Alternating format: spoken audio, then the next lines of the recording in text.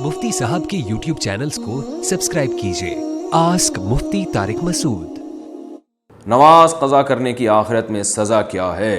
Zaheer Ahmad India से पूछते हैं, एक वक्त की नमाज अगर क़ज़ा हो जाए तो इसकी क्या सज़ा होगी? बाज़ लोगों से सुना है कि इसकी सज़ा 300 साल जहन्नम में जलना है। क्या ये बात दुरुस्त है? नीज़ क़ज़ा नमाज की तलाफ़ी किस तरह होगी? 300 साल जहन्नम में जलने वाली कोई हदीस मेरे इल्म में नहीं है। अलबत्ता एक रिवायत पेश की जाती है फ़ज़ाइल अमाल के हवाले से कि एक हुक़ुब जन्नत में जलेगा और अहक़ाब उसकी जमा आती है और हुक़ुब कहते हैं 300 साल 80 साल।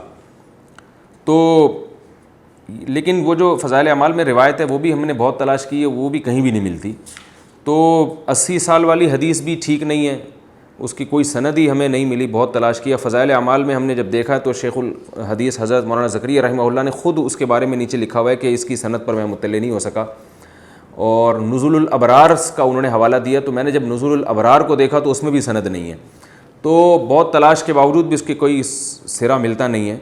तो ऐसी रिवायत जिसके कोई सर पैर ही ना हो, तो जब तक कोई उसकी तहक़ीक़ से साबित नहीं हो जाता उसको आगे बयान नहीं करना चाहिए। और 300 साल वाली जो हदीस है ये भी कहीं भी नहीं है। तो कितने साल जहन्नम में जलना पड़ेगा इसका सराहतन किसी हदीस में तज़किरा नहीं मिलता। बस इतना हमें मिलता है कि इस्लाम में जानबूझकर नमाज क़ज़ा कर देना ये कबीरा के भी कबीरा गुनाहों में से, यानी अकबरुल कबाइर में से आता है ये।